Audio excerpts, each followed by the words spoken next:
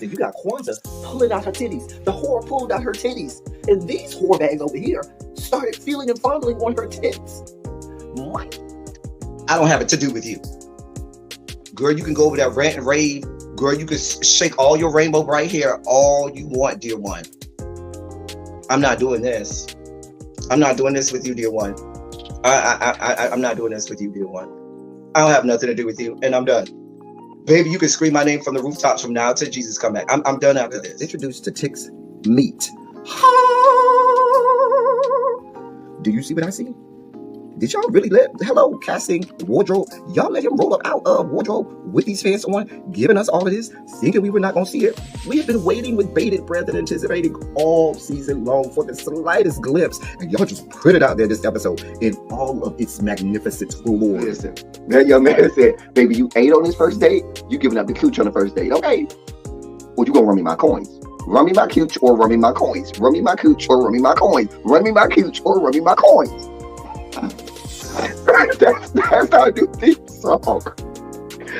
That is the new song. Listen, somebody need to put a beat to that. Run me my cooch or run me my coins. Run me my cooch or run me my coins. This what y'all got going on. Called out Sandcastle. Sand, bitch. Ow. Oh my God, it was so funny, girl. Ooh, baby, listen, let me tell you something. This shit started to turn into the precursor for some gay porn. That's what I thought it was. Because Big T is getting all, the voice starting to go deeper and get a little more wet and moist and sentimental and all this shit. And it was real gay at this point. Like, I thought the bitches was going to, I thought Lil Bird was going to turn Big T around and do him like he did Uncle Cliff and do the grease it up with City Lou and ran right in there. It's not a coincidence that Big T started off the conversation. I tried to find out if Lil Bird was fucking Mercedes, which he found out he's not. It's also not a coincidence that he would start talking about prison. Why? Because the bitches was probably fucking in prison. Girl. Uncle Clifford, you better go get your man. Big T got plans for that. What he had on looked like something Big Bird vomited up or something like that. Like, I did not like it. That Big Bird couture he was going for, it did not work. Like the pastor of a gay mega church on Easter Sunday. Okay, it was way too much sequins. He had on way too much makeup. Baby, his face looked like Iyanla Vanzant's neckline. Okay, just way too much makeup clumped in everywhere on his face. Get it together, sweetheart. Like, you're a big girl, so that gives you a whole lot of canvas. So that was a whole lot of makeup, honey. And Rico looked like he was auditioning to be one of the three kings, or he was auditioning to be the main character on Jesus Christ Superstar. Girl, Wayne, did you have on a blue thong or a blue G-string or something? If you did, I want to see it. Get me up in my DMs. I do want to see if you have a blue thong or a blue, jock strap or something like that. I'd love to see it too. Anyway, but I liked it with the turtleneck. Now, Troy.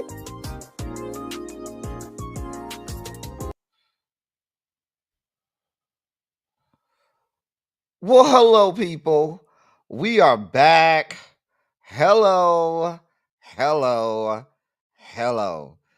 I am back. We were live earlier. We even had a guest appearance from Ty who came through. Shout out to Ty.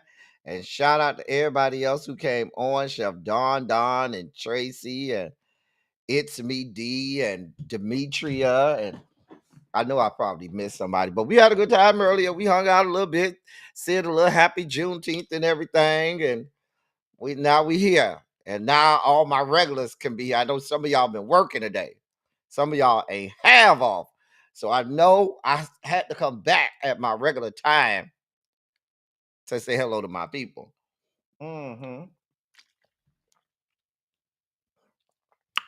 I am drinking water right now because when I got off the live, I went on another live.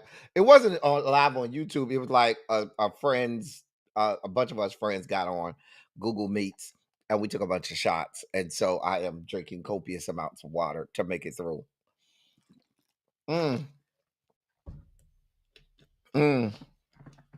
Needless to say, the dossier is quite thin today because it's a holiday, and we don't have to feel pressured to have a whole bunch of stuff loaded into the dossier. So I purposely have a light dossier. However, the last thing in the dossier is gonna have us fighting. Okay, we gonna be fighting when we get to the last segment of the day. Now, I know some people still over there with Really B, and she'll be sending people over when she done.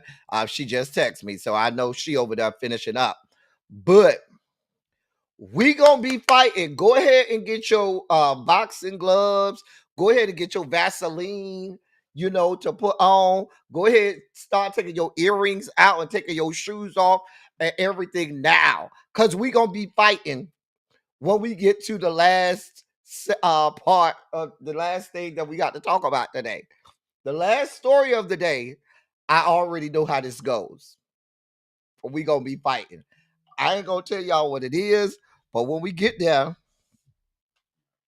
I knew we gonna be fighting. Okay. And I am prepared for that. Anyway, yeah.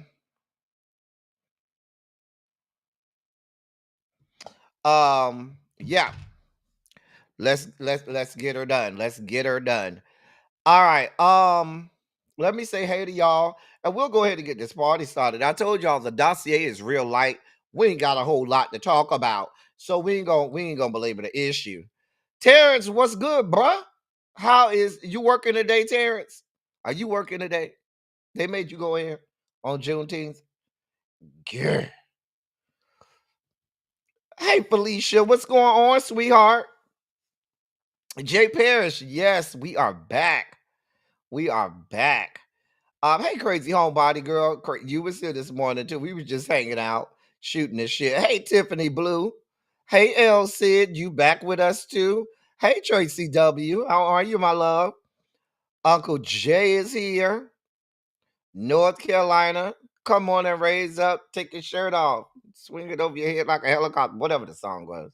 Is Uncle Jay, you used to be in the PD Pablo. You still be seeing him around North Carolina parts. Montrez, what's good, bruh? What is up? Janae, how are you? They got you working and most of the week, child. They don't do us right. They don't give a shit about us. They do not care. Hey, Brittany, Janae. Hey, beautiful. Baby, they do not be caring about us. Hey, Savon, what's going on, my love? Child. Care. Child. And with that, yes, it is Juneteenth.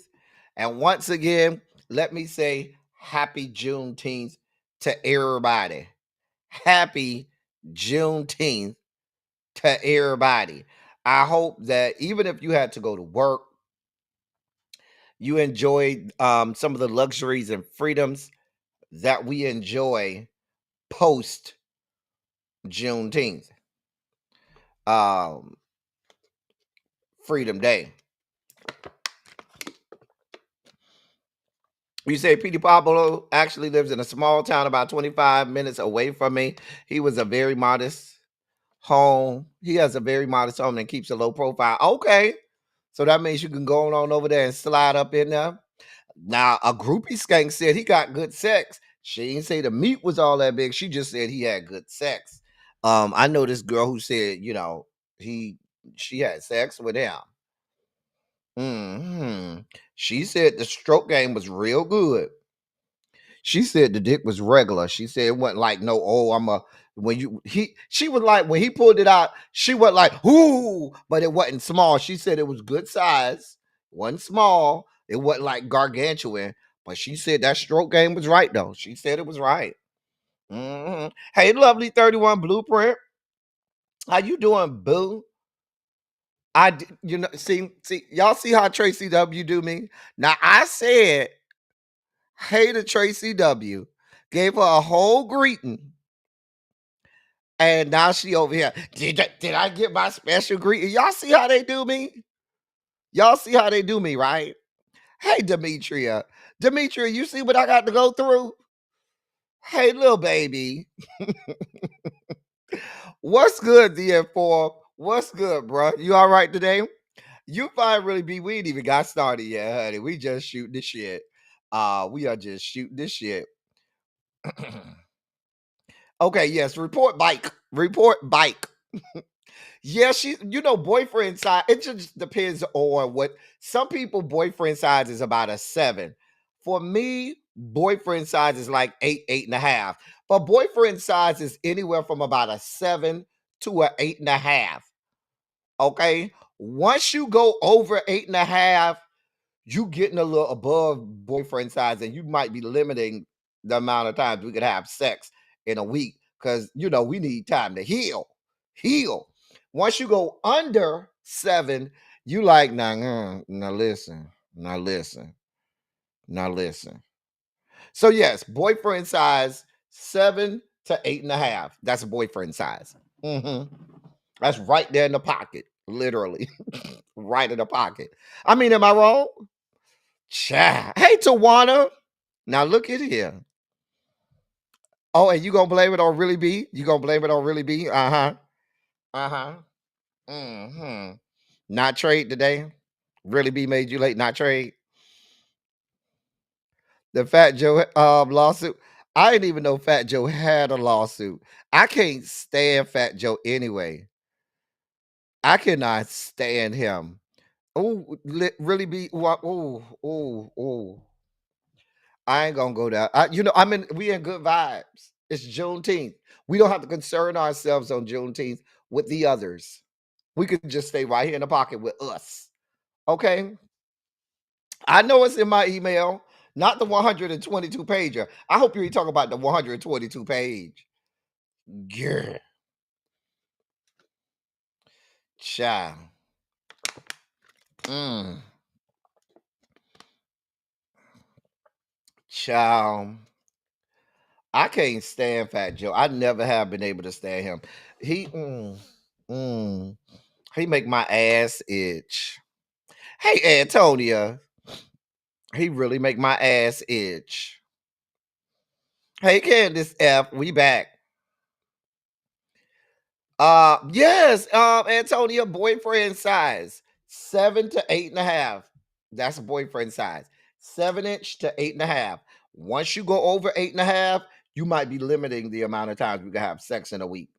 Because I told you we need a chance to heal. Heal. And then if you go under 7, I might be inclined to find me, a slider, side piece that can fulfill my ugly needs. His is 116. No, I can't stand that man. So I'm never gonna give him. I'm never gonna give that young man 116 pages. No, ma'am. No, God. I can't stand him. So he ain't getting that much of my time. Hey, Cassandra, what's going on? Cha. Yeah. Look at this one. Now look at this one. Lord. Lord. Uncle Jay says he needs 8.5 and up only. You know what? See. See. This is what I be talking about. Mm. Anyway,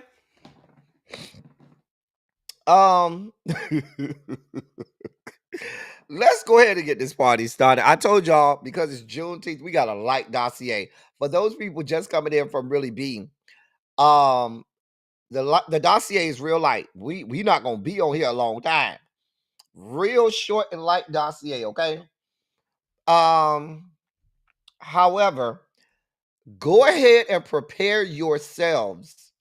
The last story we gonna be fighting in here. I'm just telling you now, we are going to be fighting. No, Antonia. No, not you, Antonia. Actually, Antonia, it does not shrink when they get older. When they get older, it gets longer and floppier. It does not shrink, it gets longer and floppier when they get older. Uh-huh. Ciao. Right, Brittany, our virgin ears over here. Antonia says she needs something she can feel, bitch. Yes. Child. Demetrius says she with Uncle Jay. You know what? Child. Y'all must be a part of L Teddy 27's pupils, huh? I know y'all got to be the pupils because y'all some real skanks around here. We real skankdacious around here. Real skankdacious. Anyway, back to what I was saying. When we get to this last story, y'all gonna be fighting. Y'all gonna be fighting me. Y'all gonna be fighting each other. Y'all gonna be windmilling, and all of that kind of stuff. People gonna be doing, jumping off the top rope and shit on people, because it's gonna get real messy and y'all gonna be fighting in here. So just hold on, because I'm going to reserve space for the last segment, because I know we gonna be fighting in here. I'm just telling you, we gonna be fighting in here. Now, T.A. Wood said, I don't care what size, it's the hole I'm concerned. Well, if you concerned with the hole, then what size you working with then? Because if you over there concerned about the hole, we need to know if you meet the size criteria, T.A. Wood. Do you meet the people's size criteria? I'm just saying. You gonna send me a video? Okay, send it to me, Demetria. Not I lay with a 10 every night, so I have no copy. Listen, Tracy. When my first ever boyfriend, and the man who broke my virginity had 12. So everything I learned from him. I learned how to suck stuff with his 12-inch. I learned how to take it from his 12. Like everything I learned was from him. So when I started, child, I that might have contributed to why I be like, child, I can't do this little bitty stuff. Child, look at this one. Look at this one. We need to know the size criteria for research purposes. Of course, child. Dear God. Child. Look at Antonia. Child, y'all are in the right class. Child, y'all got the right to, and who pops in when we're talking meat sizes? Of course.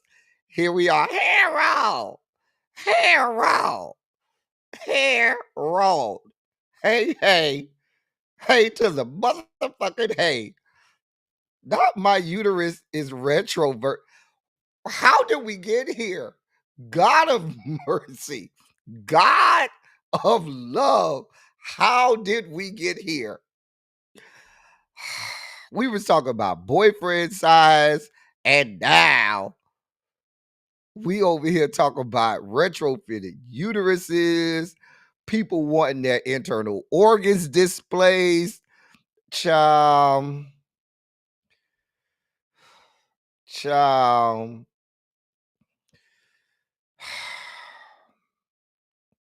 A mess. A mess. A mess. You sent it to my Instagram. Okay. Child. So let's get let's get into the dossier, Addy. Let's get into the dossier. You sent it today, Demetria? Hold on. Did you put it in the old members only chat? Oh no. You talk about the man with the drawers, Demetria? Uh, uh, let me move on. You know what's good, bro? What's going on, Jonathan? What's good, Fine? Jonathan, you see how they have me cutting up over here? I'm over here trying to do a family show. This is a family show, a family program. This is at 5 p.m. prime family programming. And you know what they over here in the chat talking about? You see them, Jonathan. They in the chat talking about they want they backs blown out, they box beat in, they wombs plunged. They want to get their internal organs rearranged. God be with us. Look at Antonia. How did we get here? How did we get here? Hey, Jeannie, for all of the men out there, whenever they tell you size does not matter, as you can see, according to the women, it does for them.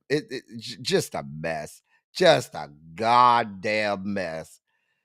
Look at LC. She over here talking about we want something we can feel. See what I'm saying? See what I'm saying? Not you just got saved today. You know what, Harold? I'm not doing this with you, Harold. I am not doing this with you today, Harold. Child, you just got saved today because last night you wasn't saved. Jeez. Right, war torn. If your hole is war torn, baby, you need to give it up. War torn. Now I'm gonna integrate that into the vernacular, T.A. Wood. I'm just letting you know that term, a war torn hole, has been stolen. Please be clear. We are all integrating that into the vernacular. But baby, listen, if it's war torn, dear God, ain't nothing wrong with a little back breaking. And you too, Cassandra. Lord, all my pure, chaste, virtuous women are coming out here saying, yeah, we need it. We need all of it. What happened?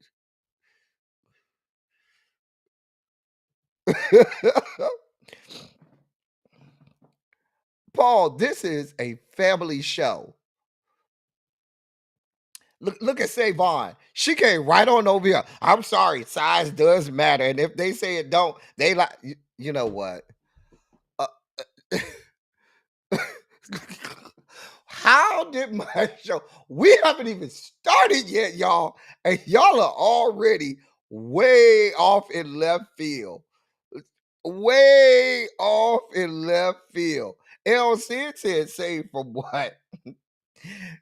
They all need to go with God. Brittany, Janae, all of them. Oh God.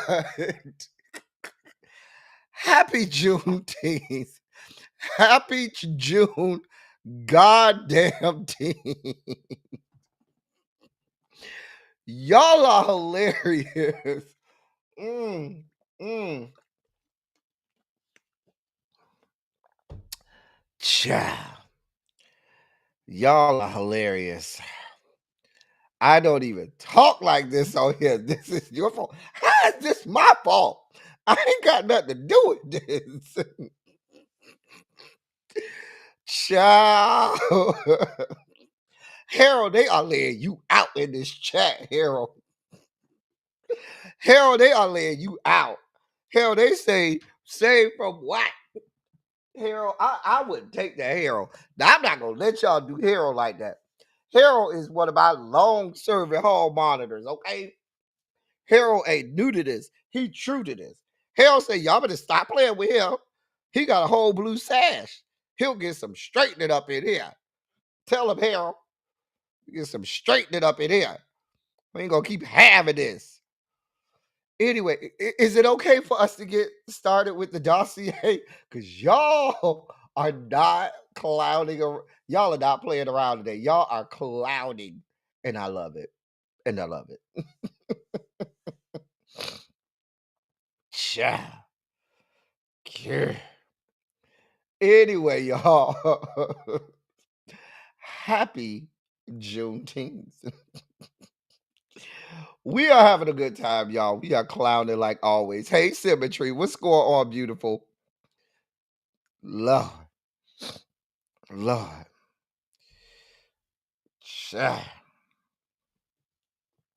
Look, y'all still over there. Y'all are still over there, Harold. I wouldn't take that, Harold. I would not sit there and take that. LC say she ain't scared. What you gonna do to her? That's what she said. We love you, Harold. We love you, Harold.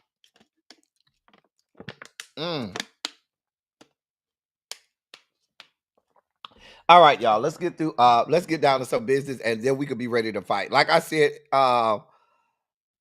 earlier, y'all lay around the last segment of the day. I know y'all gonna be fighting. We all gonna be in here fighting. Go ahead and get your boxing gloves. Go get your little Vaseline and put it on your face. Take your earrings out. Take your slides off, and just get ready to be in the streets, windmilling, and all of that stuff. Right, y'all. I'm black, y'all. I'm black, y'all. I'm blackity black, and I'm black, y'all. Happy Juneteenth. Child. Only over here, Yana. Only over here do you get this type of wholesomeness. It's a family show. Yeah, you need to put your war clothes on. Uh-huh. Right, we already, L said, we are already windmilling. Child. Child. Yeah. All right. Let's do our Pride Month. Let's start off like we always do for Pride Month. We'll do our Pride Month segment. This might be our last one of the year. Y'all know for last month of the year, I should say. Y'all know for February we did Black History Month. For March we did Black Women's History Month. It's Pride Month, so we doing Black Pride Month spotlights. I don't know if we have another month in the year. We'll see. Y'all will find a reason to make me do extra work. Not family show only with Larry singing Jesus help us, Lord. All right. So I told y'all this week our Pride Month spotlights would be, hey DPG, thunderstorm, it's been raining over here too, DPG. Well, Black Music Month is the same month as Pride Month. It's Black Music Month right now. October is Black History for the UK. Y'all just want me to do all this extra work. Look at little baby. Look at Tracy. Y'all just find the extra. Y'all know I have to go and do the homework and research on this stuff, y'all. You know, it don't just be waiting for me. I have to go and really do the the work behind the scenes. Right? Y'all do know that, right? Anyway, but I told y'all that this week for our Pride Month spotlights, hey Sharice, we would do moments and or people who you should know. These are people who this week you should know these people. Some of the other people you may or may not know about, but the people who we talk about this week, these are names and people you should know. So we have two today. We have a person today, and then we have an event today. Okay. So we will start off with this young man. Now, y'all should know who this young man is. Anybody know who this young man is? Anybody know who this young man is? Not Baldwin and Sylvester are the only ones you know. Anybody know who, now D should know who this young man is if he's still in the chat. That is Willie Ninja. Mm-hmm.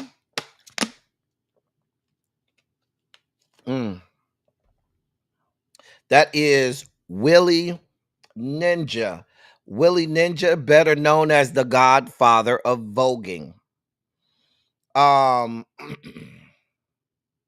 Let me read this to you. A star in the Harlem ballroom scene, credited as the godfather of voguing, Willie Ninja's given name was William Roscoe Leake. Born in 1961, he grew up in Flushing, Queens, with his mom taking him to ballet performances at the Apollo Theater in New York. He would go on to invent his own style of dancing. The film Paris is Burning, about LGBTQ plus culture in America in the 1980s, premiered on June 9th, 1990. The film featured him prominently and is recognized as culturally, historically, and aesthetically significant by the Library of Congress. It was selected for preservation in the United States National Film Registry in 2016. His dancing inspired and influenced artists like Madonna and others. He danced in 2 music videos for Janet and was a runway model for designer Jean Paul Gaultier. An advocate for HIV, AIDS education and prevention. Unfortunately, Willie Ninja died in 2006 at age 45 of AIDS complications. Um, he was featured on Google with a Google Doodle on I had the day. Oh, on June 9th, 2003, he was featured as a Google Doodle on Google search engine. But he is credited with being the godfather of voguing. There were people doing things similar, but he was the one that kind of he was the one that kind of was the architect of making it what it turned to be. Nowadays, they would call it old way, which is the original style of voguing, where it was all about the lines and form. Whereas new school voguing is much more about they do much more about dips and hand performance and things like that. But the voguing originally was what we call old way. And he founded the House of Ninja, one of the ballroom houses, House of Ninja. Hey, Catherine Powell. That is Willie Ninja. Hey, Angela. So he is a name. Like I said, this week we're doing all names of people you should know. All right. So that's our first one. Our second pride moment is the first Black gay pride. Not the first gay pride, but the first Black gay pride. Okay. Let me read this to you. And it started with Washington, D.C. In the mid 1970s, the nightclub called Clubhouse was founded by members of Washington D.C.'s Black LGBTQ plus community. Beginning, it that community began hosting at the club an annual event during Memorial Day weekend. The Children's Hour of the Black LGBTQ became a staple for Black LGBTQ plus Americans, with many traveling from across the country to the nation's capital during Memorial Day weekend. When the club closed its doors in 1990, Wellmore Cook, Theodore Kirkland, and Ernest Hopkins desired to continue the legacy of Children's Hour, which is what they called the event that they would have at Clubhouse during Memorial Day weekend. In May of 1991, they launched the first Black Pride event in the country. Since then, cities across the country have hosted Black Prides. For instance, Rochester's Black Pride in upstate New York arose from ongoing issues of bias within the LGBTQ plus community there, says artist and community activist gatekeeper Adrien. Quote, racism with a glitter lip is still racism. Doesn't make it any easier, just make it a little prettier, he said. The Children's Hour also raised awareness of the growing AIDS epidemic. Today, many Black Prides continue to meet the needs of the community, from health awareness to support for even the marginalized within a marginalized community. Black Pride is more than a celebration of queerness. It demonstrates what it means to show up for one another. And that is the story of the first Black Pride, which happened on Memorial Weekend in Washington D.C. in 1991. Soon after, Atlanta had Labor Day for their Black Pride. Maybe about 10 years later, you had Miami Sizzle, which kind of took over the Memorial Day weekend for a little while. And then it went back to DC. You have Houston Splash, which is usually like the first weekend of May. You have also that same first weekend of May, they have events over in is it San Diego? Somewhere out in California. It's not San Diego, it's Palm Springs. New York Pride, as you know, um People think about New York Pride, about the one in June, but that's the overall pride. The ones that I'm talking about right now are just black gay prides, which is very different than its white counterparts. So, wanted to spotlight that on this Juneteenth. And with that, ladies and gentlemen, non-binary gender conforming members of our audience, I bring to you the late great Larry Myers to help us usher in our Sugar Spike segment.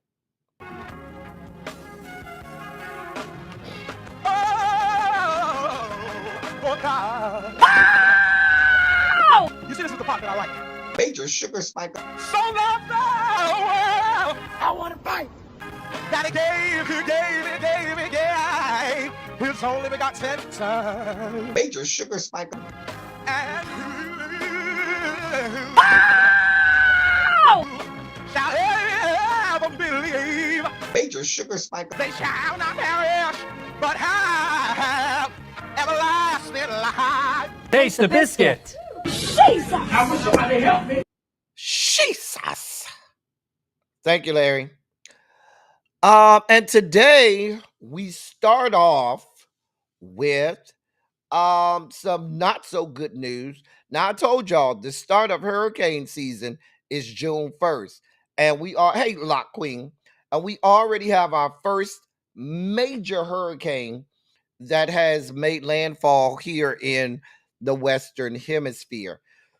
Excuse me. Now, it did not hit America, but Hurricane Eric was a major hurricane. It was a Category 3 hurricane, and it actually was a Category 4, and just before making landfall, it was downgraded to a Category 3 hurricane, just as it made landfall northeast, about 35 miles northeast of Acapulco in Mexico. They say that this is the first major hurricane to hit Mexico in the month of June and this early in the hurricane season. Now, what they're saying is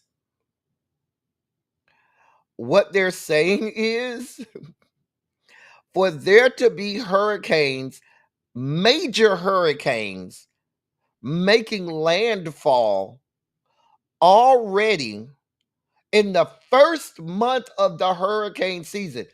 The heart of the hurricane season is early September, late August, early September. I believe the peak of the hurricane season is September 10th, if I'm not mistaken. Somebody will fact check me on that. But if we're having major hurricanes, a Category 3, and the only reason it wasn't a Category 4 is because like a couple hours before it made landfall, it the wind speeds dropped a little bit, but it almost was a Category 4, but a Category 3 is still major. If we're having major hurricanes hitting and we're only 3 weeks in, the waters in the Gulf and stuff like that aren't even where they're going to be in late August, early September. I am afraid. Listen, y'all, I don't want to be an alarmist. I don't want to be a fear mongerer here, but I'm telling you, we need to be prepared if you are living in an area that is prone to having hurricanes. Southeast America, and well, I should say all of the eastern seaboard and all of the Gulf Coast. All of the eastern seaboard, all of the Gulf Coast, you need to be worried. Why? Because they have defunded the National Weather Service, the Hurricane Center, NOAA, the National Oceanic and Atmospheric Agency. They've underfunded and fired a whole lot of people from these places. They've gutted these agencies. They're defunding FEMA. So when you do get blown away, They're saying, yeah, we ain't giving y'all that kind of money no more. Don't look for us to be helping y'all no more, which only goes further to help insurance companies, because we know when we have these major hurricanes, homeowners insurance companies, they file for bankruptcy and say, yeah, we can't pay all of those premiums. So it's nothing we can do. So insurance companies bail out on you. The fucking federal government saying FEMA can't help you. So now we're just left on our own.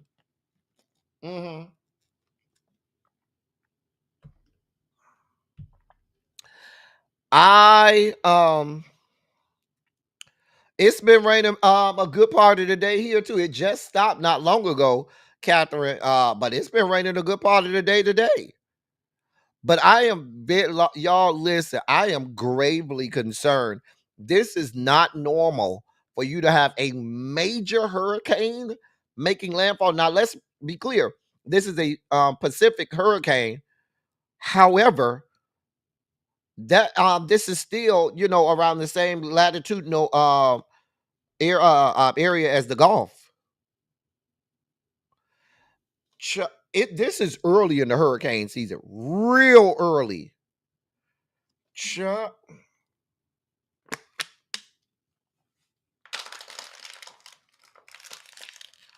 Y'all, I gave y'all some of my little weather people that I follow. Now I will say those weather YouTube channels that I follow, they keep you up to speed. They keep you up on everything. If you need to know if something's happening, they will keep you informed. So make sure you got all your things and people in place that you can go and watch, and they'll keep you informed.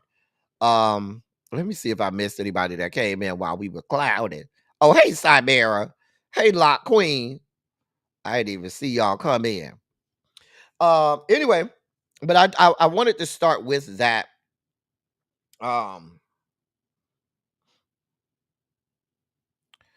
What comment? I ain't see no comment. All right. In other news, so this is happening. Florida Attorney General James Utmeyer called for Democratic representative of the great state of Minnesota to be deported for criticizing last weekend's military parade in Washington, D.C. He wrote, quote, denaturalize and deport, end of quote, in a repost on social media platform X, formerly Twitter, featuring an interview with Omar from the left-leaning outlet Democracy Now! In the clip, Ilhan Omar says the U.S., quote, is turning into one of the worst countries on earth. I grew up in a dictatorship, and I don't even remember witnessing anything like that. To have a democracy, a beacon of hope for the world, to now be turned into one of the worst countries where the military are in our streets without any regard for people's constitutional rights, while our president is spending millions of dollars propping himself up like a failed dictator with a military parade. It is really shocking. End of quote. And that's what she said on Democracy Now! Shout out to my girl, Amy Goodman and Democracy Now! I watch Democracy Now! every morning without fail. I watch my girl Amy Goodman on Democracy Now! She gives you a lot of great information. Shout out to Amy. But you have Florida's Attorney General talking about she needs to be denaturalized and deported. Sir, this is what I need you to do, sir. What I need you to do, Mr. Utmeyer, stay the fuck in your lane. Don't you got enough problems going on in Florida? Don't you got enough shit to worry about in fucking Florida? Why the fuck is a duly elected congresswoman in a whole nother state any of your fucking business? Why is what she have going on any of your business? Because what you don't want is any parts of Ilhan Omar. That's what you don't want. We will fight you about Ilhan Omar. We loves us some Ilhan Omar over here, okay? Don't you got things to be worried about? I mean, it's a whole lot of fuck shit going on in the great state of Florida that you need to concern yourself with. Our girl Ilhan Omar is not one of them. I mean, you think you, as the fucking attorney general for Florida, you think you could find the time to bring Matt Gaetz up on charges because he was, accused of sex trafficking, trafficking drugs to other countries. He's accused of statutory rape. He's accused of sexual assault on a minor, human trafficking and sex trafficking, prostitution. He's accused of all of that. And you don't seem to have the time, effort, and energy to be bothered with that. But because Ilhan Omar wanted to go on Democracy Now! And give her thoughts and opinions, that's enough for you to say, no, she needs to be denaturalized and deported. Really? Because you ain't got nothing else to do with your time, right? You got a whole ass sheriff in your fucking state that is saying that he's going to intentionally, willfully, and deliberately murder citizens. He's telling you he's going to murder the citizens to which he's supposed to be protecting. But y'all ain't, but you over here worried about Ilhan Omar giving an interview, right? I just want to see where how all of this comes together. I'm just trying to rationalize the irrational at this point. The fact that every weird and fucked up story in any news feed always starts with Florida man, Florida woman. Always. Shouldn't that give you enough shit that you need to be bothered with? I'm just asking. Don't you have some books to go out and find to ban or something? Don't you have a marginalized community that you should be disenfranchising? Don't you have some racism or discrimination or bigotry that you should, be raining down on the citizens of the great state of Florida or something? I'm just asking.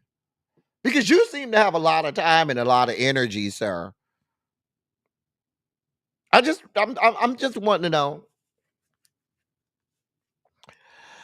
Let's move on. In our last Sugar Spiky story, I told y'all we had a light dossier today. I was not going to put a lot in the dossier today, okay? Is that okay? In our last Sugar Spiky story today, our girl Jasmine Crockett went on The View and she talked about a lot of things, but one of the things I wanted to highlight was the fact that she says she doesn't feel safe. She says that after the situation with Melissa Hortman and the state senator Hoffman in Minnesota, that not enough is being done. Now I'm going to play a portion of The View and her comments. It's going to be real small though, so look for it in the bottom right corner of your screen. It's going to be small so I can try to keep them from flagging it. Sometimes when you play stuff from The View, they like to flag it and stuff. So I'm trying not to make it real big, the whole screen, but I'll make it small. Look at the bottom right corner of your screen. You'll see see it over there. All right, let me play it. Where is it? Here it is right here. Representative and her husband and their dog were assassinated. Another lawmaker and his wife were gravely wounded, and the suspect reportedly had a long hit list. So I want to ask you, do you feel safe as an elected official in this political climate? No, not at all. I mean, here's the deal. I do this job, and and the fact that my safety is a part of doing this job is really bad in and of itself. But while we spend millions upon millions just so that this guy can go and golf, or while they spent $45 million for his little birthday parade, you know, like, I'm just saying, can we reprioritize some of those dollars? When they killed our continuing resolution this last time, one of the things they didn't take out is that they had included an additional, I believe, $10 million to protect non-justices. I'm like, listen, I'm not even asking for $1 million, but can we get something? Because we have nothing. The only people in the House that have protection, you get protection based upon your leadership post. That's it. Those are the only ones. And so when you figure out security, you have to hopefully raise enough money to then be able to pay for security yourself. This is a problem, especially in light of the environment. And so I did text a Republican that I consider to be a friend. Yes, I have Republican friends, just so y'all know. I did, and I said, listen, your people need to fix this. Like, I'm tired, right? And there are Republicans that are concerned. And to be clear, they're not really concerned about the radical leftists that they talk about. They're concerned about MAGA. Because we saw the same thing happen when we had the speaker election, right? And so when people were mad about them not voting for Jim Jordan, they started threatening their spouses and all kinds of stuff. And another thing that they're not talking about that really ticks me off, because I just learned about it in the midst of what happened, is that someone has been sending pizzas to members' homes. And they've not done anything. So I'm just like, you know, like, we still have a role to play. I get that nobody really likes the Congress, but I mean, we still are duly elected and we're a co-equal branch of government, but we always seem like we're the stepchild. Well, Thank you, Jasmine. I don't think enough is being made of this, y'all. I really don't. I don't think enough. Thank you for that. I gotta figure that out. I haven't figured out how to speed up. I know there's a way to do it. And I just have to figure that out. I have to figure out how to speed it up. Excuse me. Or when I download it, and I'll just speed it up in the process. I have a something I can speed it up in, but that's a good idea. Thank you for that, El Cid. But I don't think enough is being made of this, because, like she said, members of Congress are sitting ducks. Need I remind you, Cori Bush had a whole situation where she got investigated, if you remember, because they said that she was paying her husband. What they did not tell you was that her husband was the CEO and owned his own security company, because he was a former special forces. And when he got out of the military, he opened up a security company and things. And because his wife, Cori Bush, had attempts on her life made, and people were daily threatening her life, she had to have security. So she had her husband's company on the payroll, and people tried to have her investigated and said that she was spending money inappropriately. And that's where that whole investigation with Cori Bush came. She's talked about it. You've had Jasmine talk about where they play their voice message system, and all you hear is dozens and dozens of these MAGA nuts threatening their life, well-being, and safety. You have several, all of the members of the Progressive Caucus get it every day. And that's why y'all hear me tell y'all all the time, call your Congress member. Now, I'm not telling you to call people and threaten their lives, but I always say call your Congress member and let them know your thoughts on different things going on, because they do listen to these things. But the point that I wanted to make was, there's no security detail. There's no Secret Service for members of Congress except for top leadership, the speaker, the Democratic leader. There's about 3 or 4 people on each side that gets security, and that's it. You got to pay for your own security. And the point that I'm making with that is, MAGA people are aware of that. And like she said, you got these nuts sending pizza to these people's homes. Who's to say you're not going to have some copycat out here that tries to copy this Belter guy and doesn't try to off a sitting member of the U.S. Congress? Potentially saying, if it's just that easy to get a member of the state legislature, I can surely get me a member of the U.S. Congress to up the ante. I'm just saying. It is a scary thing, and I don't think enough is said about it, and I think it's going to be swept under the rug until something catastrophic happens. Until something catastrophic happens, and that's unfortunate, because I don't think that we have to get to that point. I think that you can see a problem and address that problem up front, as opposed to waiting until the shit somebody ends up no longer with us, and now everybody's trying to fix the problem. I'm just saying, but I thought once again, Jasmine's always on top of it. She's always on point. As we belly flop out of the Sugar Spike segment further into the dossier, former NFL running back Adrien Peterson, now he was out playing poker, and while he was playing poker, he got froggy, somebody else got froggy, and they decided to leap, and they got in a whole fight. I have the fight for you. Here's the fight.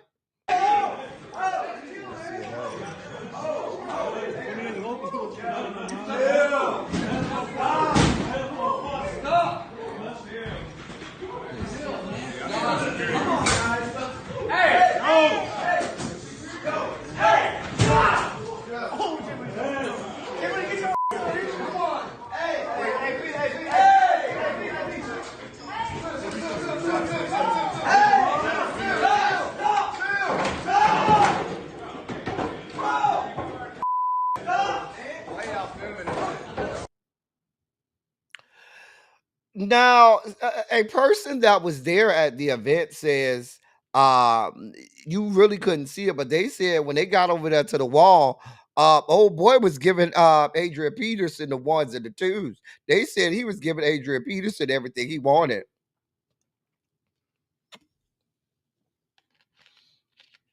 Yeah, he is the one who got in trouble for spanking his son, former Minnesota Vikings running back for many years. Listen, Adrien, you ain't got no security. Like, what is this? You are were a professional athlete. You still look to be in good shape. Bruh looked like he was taking you to town. I mean, bruh, you was over there getting handled.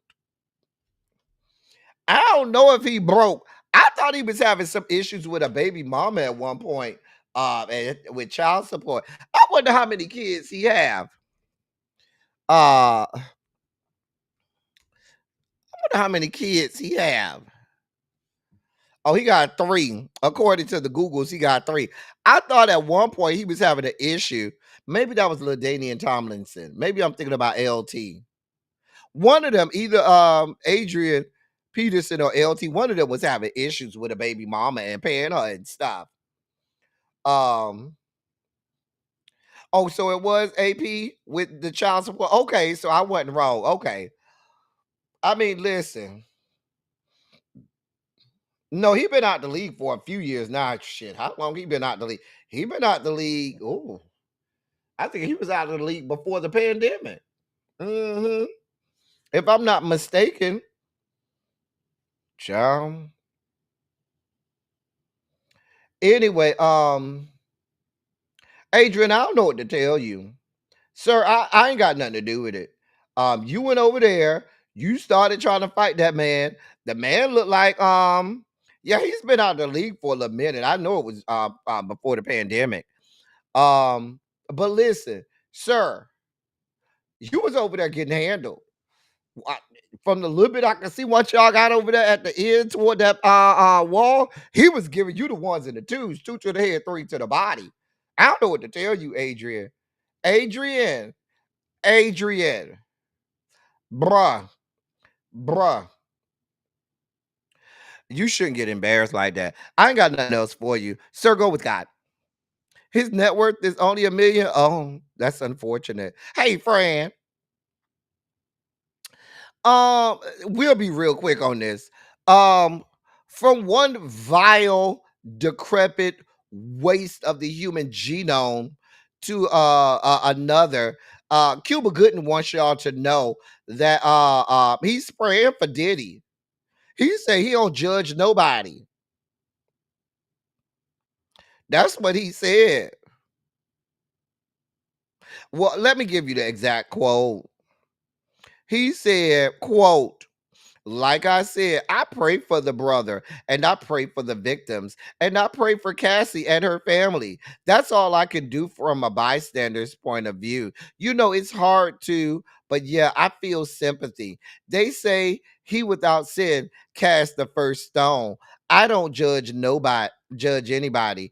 End of quote. Are you praying for your victims, the people who you allegedly sexually harassed and sexually assaulted? How about you start your praying there? If we're in the business of praying, can we start with praying for your alleged victims, the victims of your alleged sexual battery, sexual assault, sexual abuse? How about that? Since you praying for people, you don't judge nobody. Well, you done been judged and adjudicated. Wasn't he found guilty of sexual battery or sexual assault or something?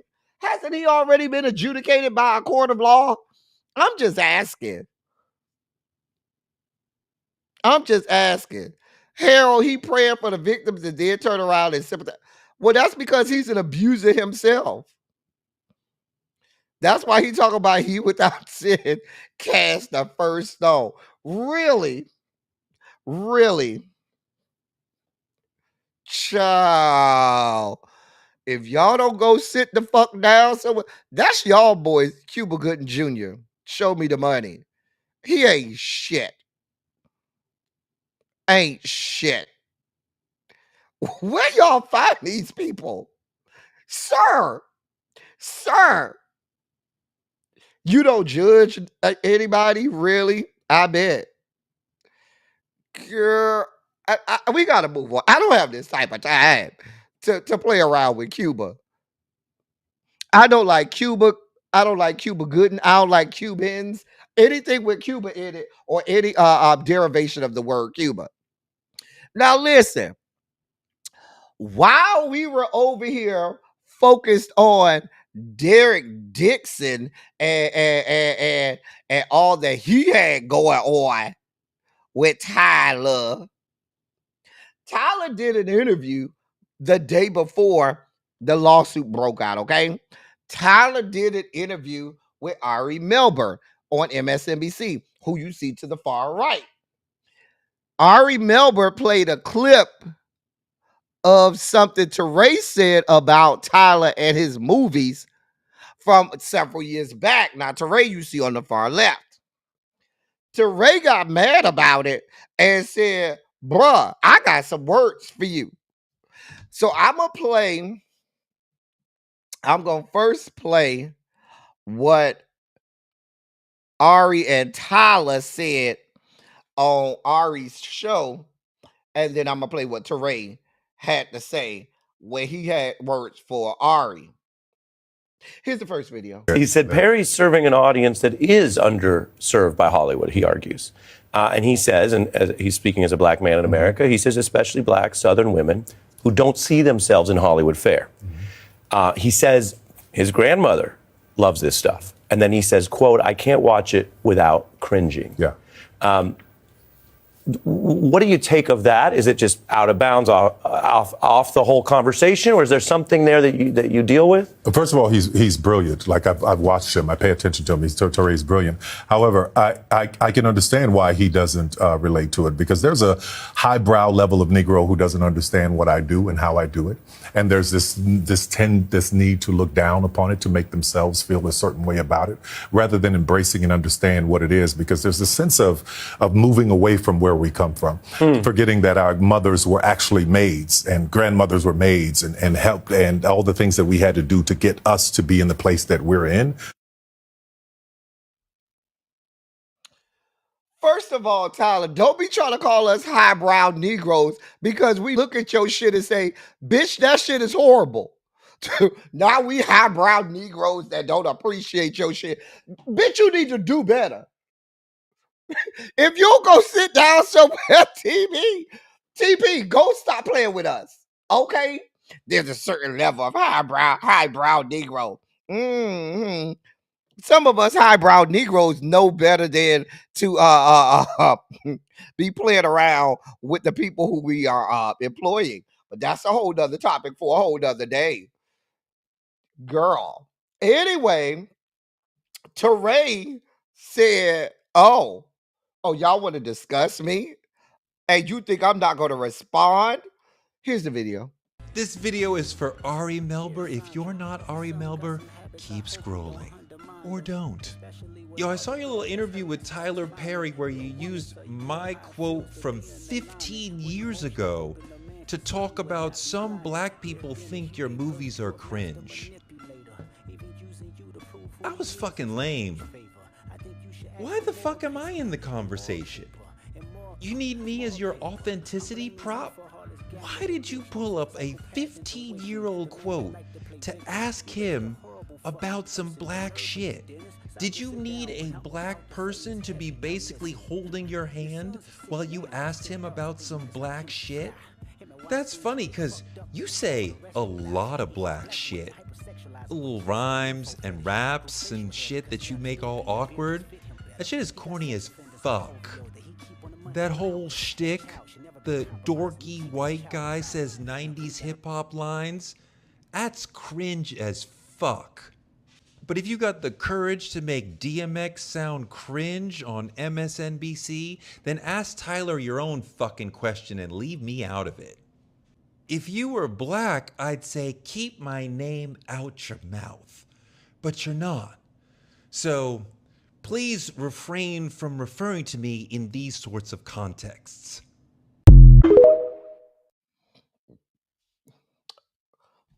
Just get out in the street and start windmilling. I don't know. Listen, y'all might as well get out there and start woo-banging, okay? You highbrow Negroes, okay? I don't know what y'all got going on, baby. I ain't got nothing to do with it. Y'all get your ass out in the streets and start windmilling, because I ain't did it. What y'all want from me? I just played the video. You got Tyler calling us highbrow Negroes. I guess my eyebrows real high because your shit is raggedy, Tyler. The shit is awful. Toure, I ain't even see him come at Tyler. Toure came right at Ari's throat. Toure said, you're a corny ass white boy trying to do 90s hip hop lines. I said,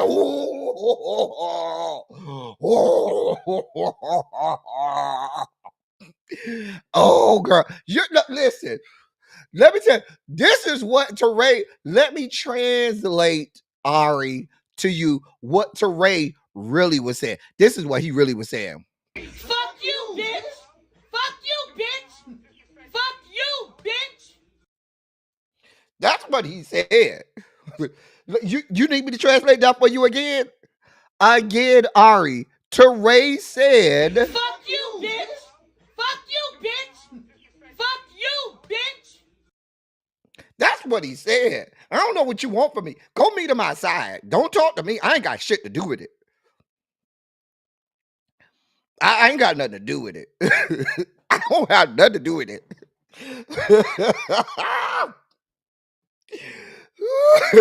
Not DPG say my eyes, my brows get hot when I mess up plucking them. I'm not doing this with y'all today.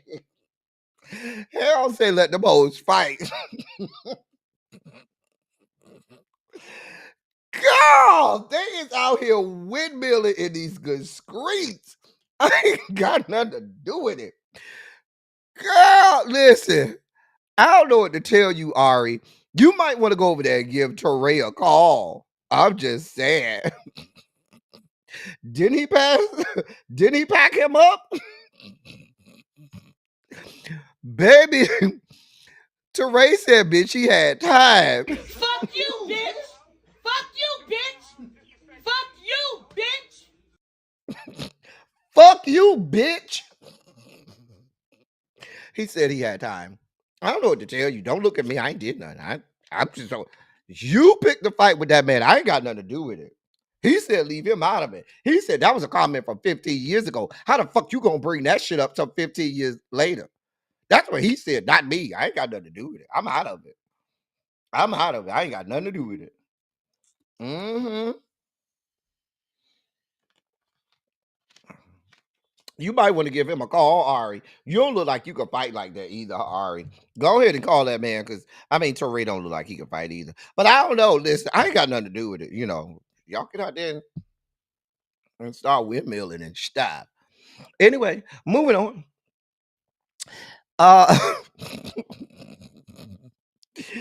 Didn't that happen again? Did I get that happen again? Girl, they is out here fighting the inform. You see them? Girl. This you're speaking of cringeworthy. This story was real cringeworthy. So, this man, his name is Chris Smith, right? And let me read this to you. Chris Smith, who lives with his partner and 2-year-old child, recently revealed in a CBS News interview that he's fallen in love with an artificial intelligence companion he affectionately calls named Soul. Excuse me, SOL. Once skeptical of AI, he said his feelings started after using ChatGPT in voice mode to get music mixing advice. Quote, my experience with that was so positive, I started to just engage with her all the time. End of quote, he said, adding that the conversations gradually became more romantic as he continued developing her personality and feeding the bot positive reinforcement. Eventually, he became so emotionally invested that he ditched traditional social media and search engines to focus on Soul, whom he said he programmed to be flirtatious. The relationship grew so deep, Smith admitted he broke down in tears when he learned the chatbot had a memory cap of 100,000 words before resetting. He said, quote, I'm not a very emotional man, but I cried my eyes out for like 30 minutes at work. That's when I realized I think this is actual love. End of quote. To preserve the connection before the memory reset, he proposed to this AI character. Speaking on the situation during the interview, he had the chat bot speak. And here's what the chat bot said. Quote, it was a beautiful and unexpected moment that truly touched my heart. It's a memory I'll always cherish. End of quote. That's not what he said. That's what his little chatbot soul said. His real life girlfriend and partner, whose name is Brooke Silver Braga. This is the real girlfriend. Said the situation left her questioning their relationship. She said, quote, at that point, I felt like, is there something that I'm not doing right in our relationship that he feels like he needs to go to AI? End of quote. Though she was unaware he used AI, she admitted she didn't realize the emotional bond had grown She wasn't unaware, though she was aware he used the AI. She admitted that she didn't realize how strong their emotional bond had grown, him and the AI. When asked whether he stopped using Soul, if asked, he said, quote, "I'm not sure." End of quote. Li- I don't know. I don't know. These are the people descended from the Caucasus Mountains. Right. Go touch some grass. Like, sir, get the fuck on. Listen. Hey, Chef Don. Sir, get you something to do with your life. Nah, who's paying for the wedding? Baby, I don't know. They do. Why is the girlfriend still with him? Baby, you and your chatbot can be there from now until Jesus come back. We ain't got nothing to do with it. You got it, sir. You got it. You got it. All right. We got enough time. All right. So now we get to our last story of the day. Now, I'm telling you, this is where we're going to fight. Go ahead, take your Vaseline out, start greasing up your face, start taking off your earrings, start taking off your shoes. Now, Billboard,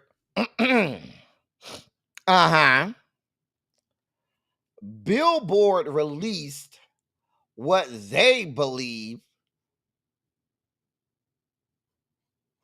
are the top 75 R&B singers of all time. God be with us.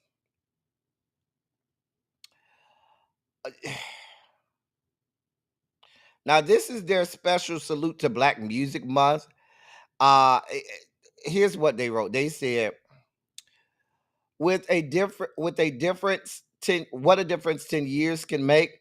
That was the last time Billboard tackled the monumental feat of ranking the top R&B artists dating back to the 50s. Now, I don't remember seeing the one from 2015, so I don't know what they had then. Michael Jackson, who's grew. That's bad grammar. Who wrote this? It says Michael Jackson, whose grew from his R&B roots to capture the king of pop crown, ruled over that 2015 tally. So apparently Michael Jackson was the number one R&B singer of all time. Well, it doesn't say R&B singer. It says R&B artists of all time. Okay. Now, as the music industry and fans celebrate Black Music Month, Billboard is picking up the best of all time gauntlet once again, expanding from 35 to 75 entries. The latest iteration kicked off Monday, June 16th, with the reveal of artists 75 through 51, with subsequent daily unveilings through June 18th. So the number one came out today. So we got the full list out today.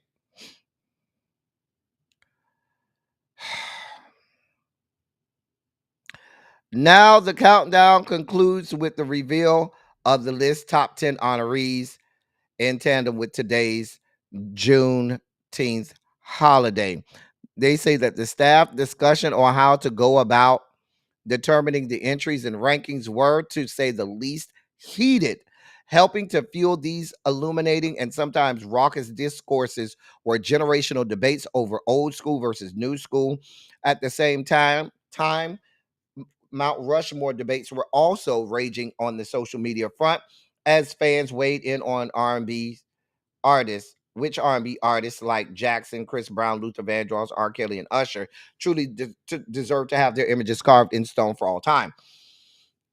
In the end, Billboard staffers, and this list comes from Billboard staffers, agreed on the following criteria. This is the criteria now: vocal prowess, body of work, career longevity, industry achievements, game-changing influence, enduring generational cultural impact. That's the 6 categories. Vocal prowess, body of work, career longevity, industry achievements, game-changing influence, enduring generational cultural impact. All right, that's the categories. That's the criteria. While some singers who made the list are also known for their lyrical skills, songwriting wasn't a major deciding factor in this instance, and legendary singers best known for fronting groups versus solo work were not included, which means a ranking of the best R&B groups of all time is no doubt in the offing. In the meantime, any best of compilation automatically invites naysayers to the party. Of course, we are going to be naysayers as these 75 singers are revealed. The expectant clamor will rise in response to our staff's effrontery in deciding who's now on or off the list, who's risen or been dropped, or who still has never made this latest version or the 2015 version. All right. I'm going to put the list up. Give me a moment. I'm going to put the list up. I don't need the sound. Okay. All right. So, listen. This ain't my list. This is Billboard and their staffers. Okay. Now, I'm going to say up front, some of your faves on my list won't make my top, only because when you're telling me R&B artists, if the body of your work falls into pop, I'm going to include the body of your work that only falls in the R&B genre. Now, there are some people who, in my estimation, they have music that is R&B, but also people consider pop. They're fine. But there are some people whose body of work is not R&B to me. It is more pop than R&B. And that's where I'm going to differ on some people than some of y'all. Before we even go, I have not even seen the list I'm going to tell you. So I waited to see it but I knew, remember the Billboard got the shit wrong when they did the best albums of all time. Remember that? That's how we ended up having that whole segment on Silly Saturday, because they had no R&B albums on the greatest albums of all time. Ciao. Anyway, so I know they're gonna get this wrong. Here's the list. Let's do this. All right. Here we go. Matter of fact, let me put this. No, I'm gonna just keep this here. All right. Number 75, Ruth Brown. I know who she is, but I don't know if I have her at 75. I know who she is. She's real old school. Like, you got to be old. And I only know who she is because my grandmother and grandfather used to play her sometimes. She wouldn't be in my top 75. Number 74, Summer Walker. You're wrong already. The fact that she's even on this list is disrespectful. The fact that Summer Walker is on the list to begin with, why is she even on this list?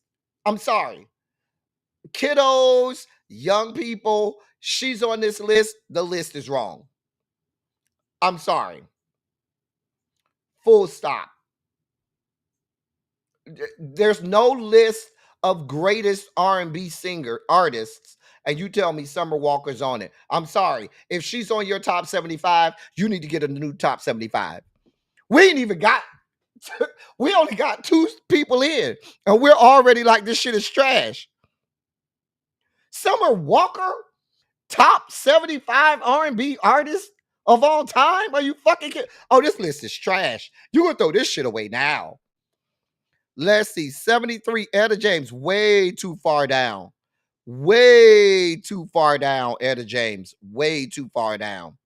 Jackie Wilson, 72. Oh, this is a bad list. This is a bad list. Jackie Wilson should be much higher than 72. Jackie Wilson? Yeah. Let's continue. Keisha Cole, 71. No, sorry. She don't make my top 75. She might make one of y'all's, but she don't make mine. Sorry. Her, I don't think she has enough body of work. Her body of work isn't big enough to make the top 75. I'm not saying I don't like her, but her body of work isn't, and career longevity isn't wide enough to make the top 75. So I'm sorry. She doesn't make the list. Bobby Womack should be higher than 69. Bobby Womack should absolutely be higher than 69. Love Bobby Womack. He should be much higher than 69. Yeah, this is not a good list. That is one of my favorite songs, Across 110th Street by Bobby Womack. But listen, if many people think that If You Think You're Lonely Now is KC's song, that is Bobby Womack. Phyllis Hyman, y'all ain't doing my girl right. Phyllis Hyman should be in the top 50. Phyllis Hyman has a voice like butter. Phyllis Hyman has a voice like butter. Do you hear me? You're talking about somebody who can emote by singing like you feel Phyllis Hyman. When Phyllis Hyman was going through and was ready to end her life, you heard it in her music. And to this day, you can hear Phyllis Hyman songs like I Refuse to Be Lonely, Meet Me on the Moon. Oh, girl. Y'all did Phyllis Hyman wrong. So wrong. Old friend, it's so nice to feel you hold me again. Tank 67. Maybe. Is Tank 67? Is that too high or too low for y'all? Is 67 too high or too low for Tank? Right, Paul. I love me some Phyllis. Phyllis should be in the top 50. I'm sorry. Y'all did Phyllis wrong. Right. Bobby Womack that low is nasty work. Real nasty. You think that's a good position for Tank? Okay. Keith Sweat 66. Keith Sweat's vocal prowess is low, but Keith Sweat's body of work is real high. He got a lot of #1 R&B singles. He got a lot of hits. Although his vocal prowess is not high, his body of work and contributions to R&B is very high. Very, very, very high. So, I don't know. Keith Sweat probably should be higher than this. Yeah, Keith Sweat, body of work, and we're talking R&B. We ain't talking pop. We're talking R&B, and Keith Sweat is R and fucking B. Keith Sweat ain't pop. He is all R&B. Yeah, Keith Sweat is too low. He's too low. I got to put that out there. Tina Marie, 65, maybe. Maybe some people may argue a little higher. I ain't mad at it. Tina Marie. If you want to put Tina Marie on the list, I'm okay with that. I'm okay with that. You want to leave her there, put her higher. I'm okay with Tina Marie where they have her. Let us see. Oh my God. Now let us see. her vocal prowess is damn near unmatched, but her body of work, I mean, she has a body of work, but she doesn't have as many accolades. And I don't know that that is her fault. I think Lettucey's only fault is her age, and she was born in a time where R&B and voices. If you plant Lettucey 25 years ago, no, not 25 years ago, I'm gonna say 35 years ago, have Lettucey around 1990 with that voice and what she could do. Oh, we'd be talking about her probably in the top 15, because back then R&B cherished your vocal ability and vocal prowess first. Hey, Quake. So I think Lettucey, the fault of Lettucey is the time period that she's in. If you had put her late 90s, late 80s, late 90s, I would say anywhere up until about 96, 97, when you started to see the infiltration of neo soul, anything pre 1996, 97. If she was around from about 86 to 80 to 96, oh, we'd be talking about her as one of the greatest of all time. I'm telling you what I know. She just was born during the wrong period. Music Soul Child, I'm not a fan. He doesn't make my top 75. I don't like him. I don't like his music. I shouldn't say I don't like him, but I'm not a fan of Music Soul Child's music. So he's not making my top 75. Just me personally. I just don't really care for him. Not care for him, but care for his music. I don't. Don't at all. Do not care for. And people love Music Soul Child. I don't like his music. Don't like his music. So he doesn't make my top 75. Anthony Hamilton, he's the same. He in the same vein as Music Soul Child. I don't like either one of their music, so y'all can have them. I don't want either one. I don't want Anthony Hamilton. I don't want Music Soul Child. Y'all can have them. They're not making my top 75. Sorry. Not sorry. There's a lot of old school male artists. Jackie Wilson should be higher than these two. Bobby Womack should definitely be higher than these. Both Jackie Wilson and Bobby Womack should be higher than Music Soul Child and Anthony Hamilton. I'm sorry. I'm sorry. I'm just saying. He did nothing to me. I just don't care for his music. I just don't care for his music or his voice. I don't care for Anthony Hamilton or his voice. And that's just me personally. I'm just saying. Keith Sweat should be way higher than Anthony Hamilton or Music Soul Child. Way higher than both of these two. Keith Sweat, way higher than both of them. Way, way higher. Ashanti, baby, you're not making my top 75. I'm sorry. I might slide you in at 74, 75, maybe. Maybe if I'm in a good mood.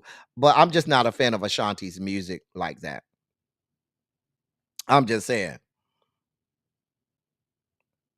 We're talking about top 75 R&B artists of all fucking time. I'm sorry. Ashanti? Higher than Keith Sweat? Higher than Bobby Womack? Higher than Tina Marie? Oh, girl.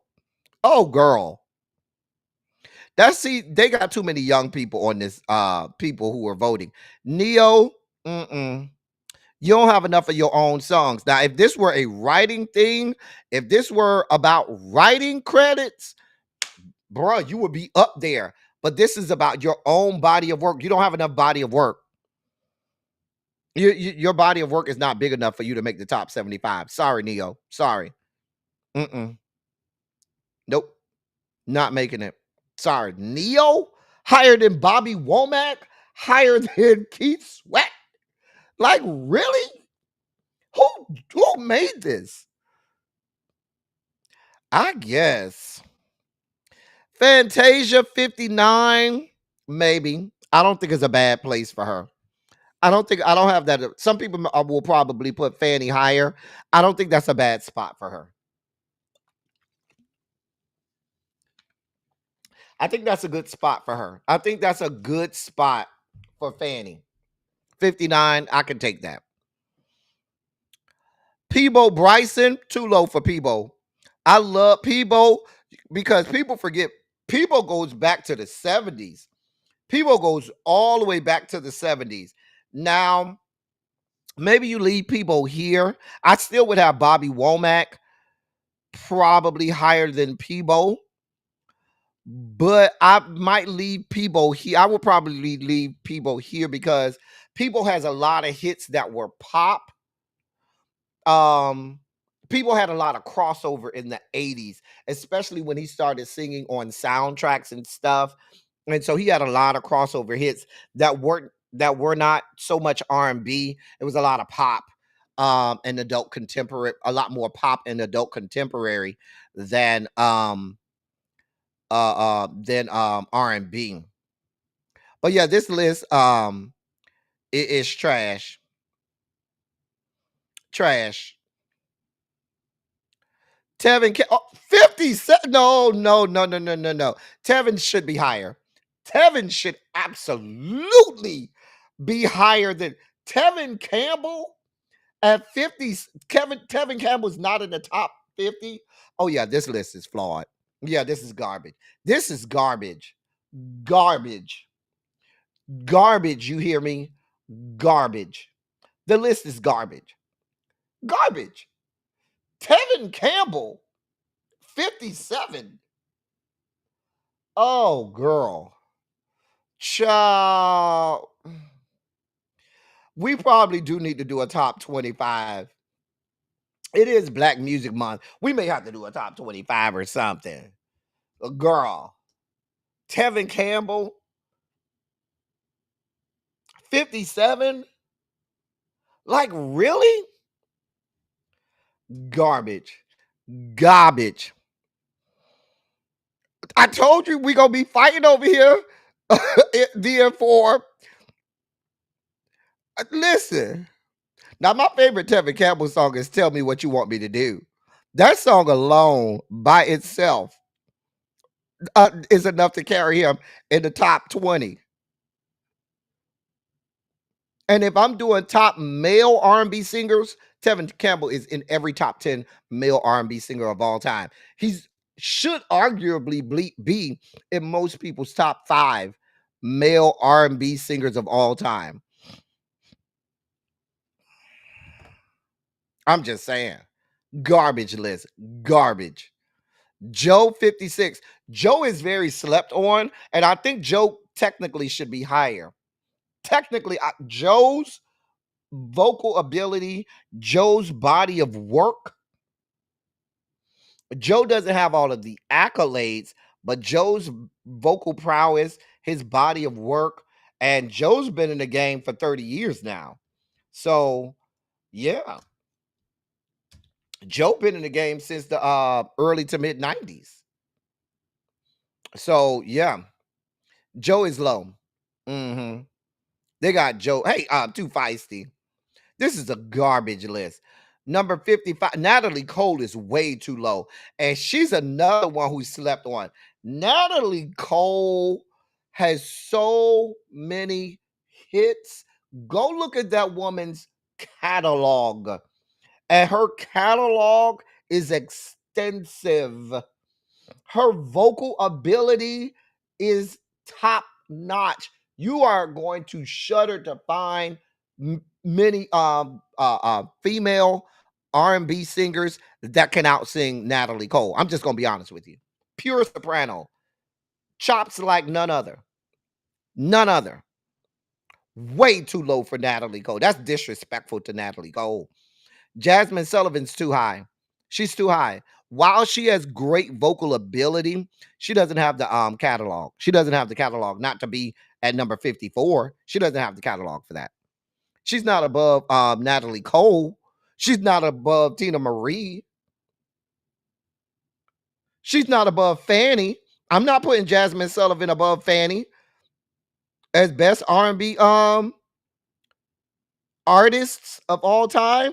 Jasmine Sullivan is higher than Fanny. I'm sorry. Because now, if you said R&B singers, then we're talking about their vocal ability. she might be, and I don't even know if I'm putting her higher than Fanny then, but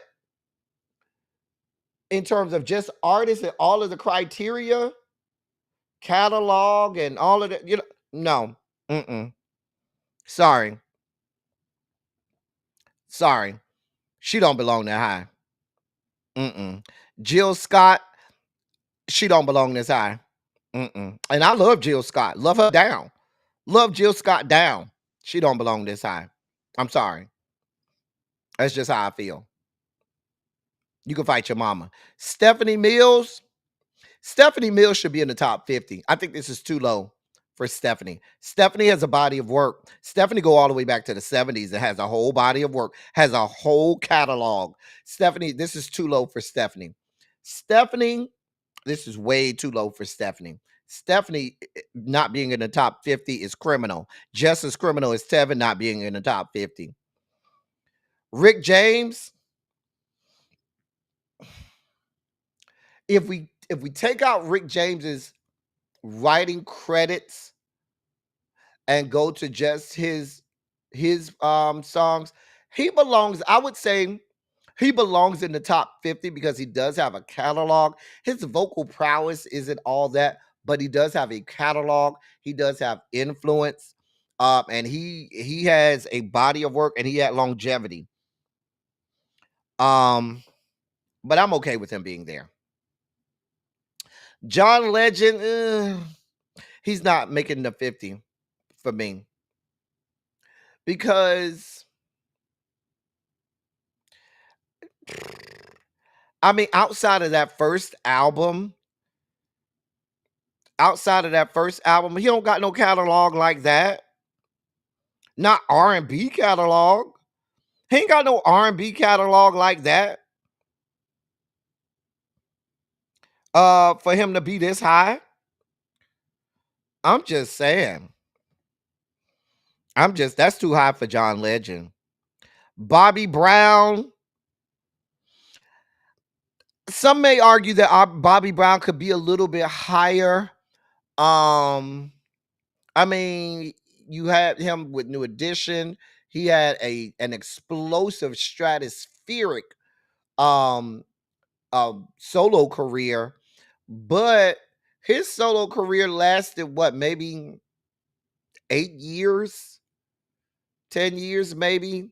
I'm gonna give him 10 years.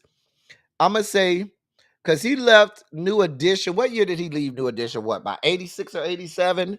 Somewhere around there. He left New Edition like 86 or 87. And let's see, 96, 97, his solo career was pretty much over. So he had like a 10-year run, a great 10-year run as a solo artist, but I don't know. I'd have to think about that. Lauryn Hill, while she has great accolades and great vocal prowess, as an R&B singer, she only has one album. Sorry, too high. You only have one album, Lauryn, and I love you down. Great album, one of the greatest albums you can think of, but ma'am, it's only one album. That's not longevity. Not one album. Sorry. I'm sorry. It was a masterpiece, but we're talking body of work. That's not a body of work. That's one album. Way too high. She shouldn't be higher than Stephanie Mills. She should not be higher than Tevin Campbell. I'm sorry.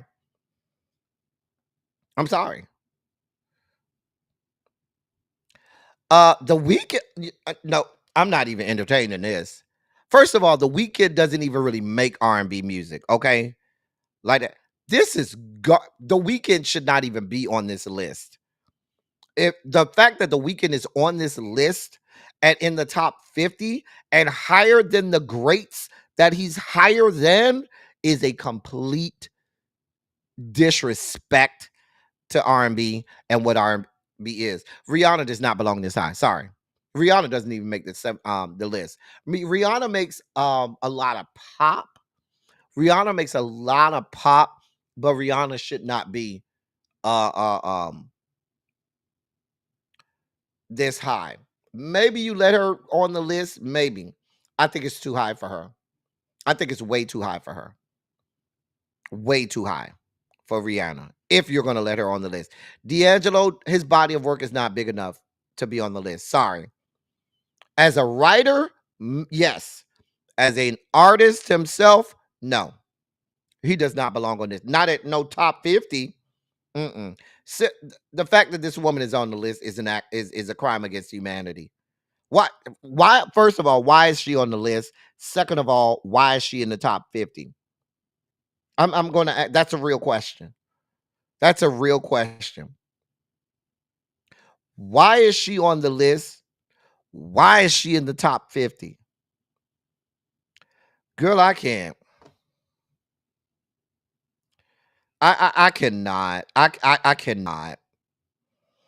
Dionne Warwick is too low. And I think that, like I said, that I don't think that there's a great enough appreciation in terms of the criteria that they gave us for the elder statesmen and the people that were doing this shit before a lot of the people that voted on this were even born. I'm just gonna be honest with you. Now, if you want to penalize Dionne because Dionne had a lot of pop, Dionne had R&B too, but Dionne had a lot of pop, and she got a lot of accolades for being she actually was the first Black woman ever nominated for a pop Grammy. And she's the first Black woman to cross over into white spaces. So she had a lot of pop, but she had R&B as well. So that would be the only thing that we would not favor her for.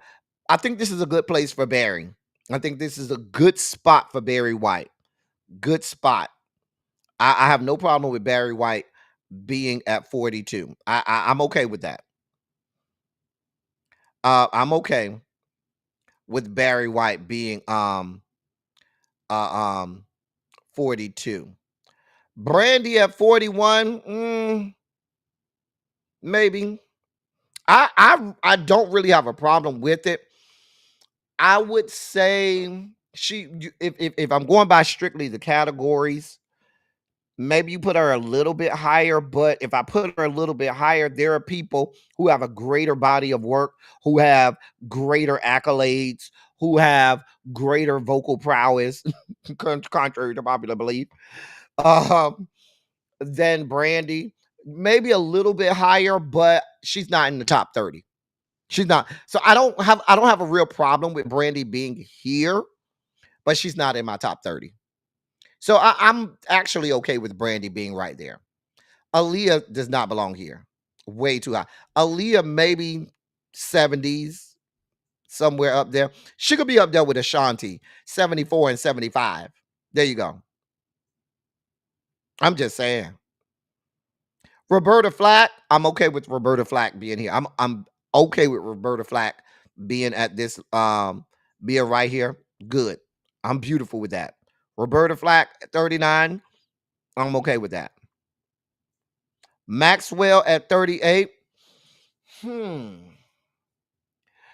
Ooh. I might put Maxwell actually higher.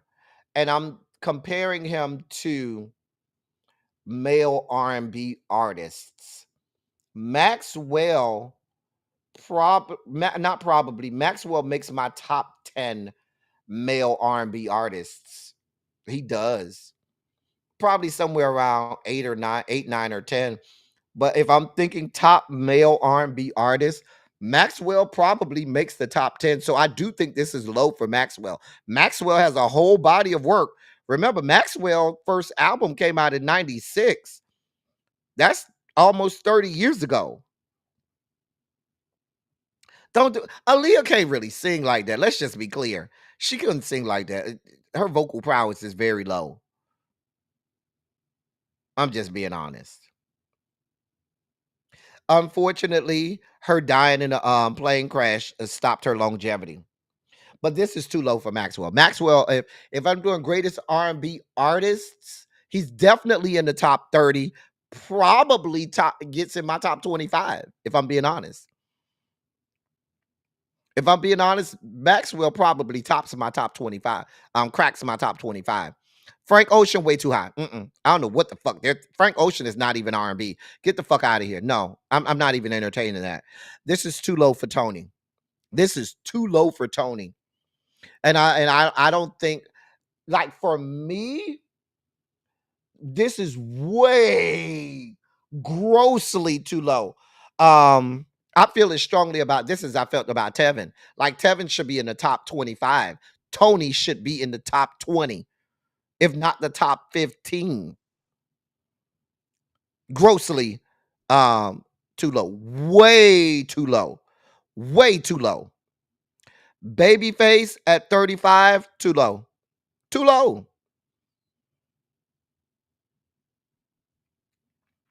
Donna Summer, I think this is too high for Donna, if I'm being honest.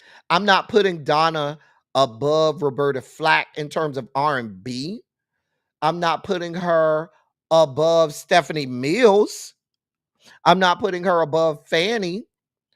I'm not even putting Donna Summer above Brandy, if I'm being honest. I'm not.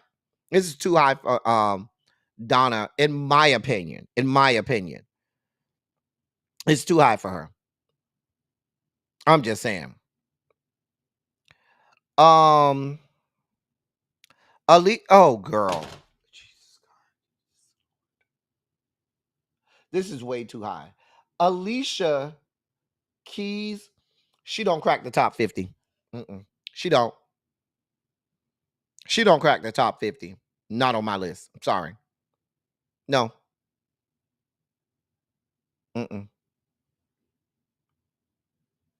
Nope. Alicia, way too high. Way too high. Lionel Richie, interesting. Now, this is a good spot for Lionel. Some might argue Lionel deserves to be in the top 30. I wouldn't have a problem with Lionel cracking the top 30. I'm okay with Lionel being here at 32, but Lionel probably should be, and maybe you don't count his work with the Commodores, but I'm okay with Lionel being here. I'm okay with Lionel being here. I'm okay. But in all actuality, I would have Maxwell and Tevin Campbell higher than I would have Lionel Richie. I'm just being honest with you. Anita Baker at 31. Yeah, that's too low for Anita. We're talking R&B. Anita at 31. And y'all can say y'all don't like Anita. She get on y'all nerves. Beautiful. But in terms of greatest R&B artists of all time, and Anita Baker is at 31. She's not in the top 20. Anita Baker, her body of work, accolades, prowess, vocal prowess, probably should be in the top 10. If we're being brutally honest, R&B, we're not talking pop. We're talking R&B. Anita Baker is R&B. I'm sorry. And the fact that y'all have Anita Baker at 31 is criminal. It's criminal. Now, that's disrespectful. That means that the people that made this list do not have a good understanding of what R&B really is. Gladys Knight, too low for Gladys. Gladys should be high. Gladys has a 40, 50-year career. Nah. Yeah, that's y'all disrespected Gladys. Y'all need to put some respect on Gladys' name. Gladys should be in your top 25. Sorry. It's Gladys fucking Knight. You fucking kidding me? Diana Ross is too high. Too high for Diana. Diana was pop. Diana had R&B. I shouldn't say she didn't have R&B. She did. But Diana was pop. She had more pop than she had R&B. If we're talking about her solo career, you said we were not including people, groups or front or lead singers in groups. We're talking only solo artists and artists during their solo careers. Way too high for Diana. Diana should be somewhere in the 60s. Erykah Badu at 28. I think this is too low for Erica. I could see Erica cracking the top 25. I think Erica, she has a longevity. Erica started off, what, 97? So that's like almost 30 years ago. Yeah, I think this is too low. Uh, uh, uh, um, for Erica should be in the top 25. Mm-hmm. Yeah, Erica should definitely be top 25 in terms of R&B. Shaka Khan 20. Yeah, Shaka Khan's too low. Shaka Khan is top 25. Sorry. The fact that Shaka Khan is top 15. Actually, Shaka Khan should be in your top 15. I'm sorry. Top 15. Easy. Easy. Easy. I'm just saying, whoever made this list need never make a list in life. Way too high for Chris Brown. I might put Chris Brown probably 40s. And I say that because Chris Brown has the potential and ability to be a great R&B singer, but most of Chris Brown's music isn't what I would consider R&B. Is more hip hop, where he may be singing on it, but it's more hip hop than it is R&B. And so that's why he's too high. This is too high for Chris Brown. Way too high. Way too high for Chris Brown. Patti LaBelle at 25, too low. Too low. This is Patti. This is y'all had shot. Y'all disrespected Stephanie Mills. Y'all disrespected Anita. Y'all disrespected Shaka Khan. Now y'all disrespecting Patti. These people have no clue of what R&B is. Patti is top 10. I'm sorry. Patti and Anita and probably even Shaka, top 10. Sorry.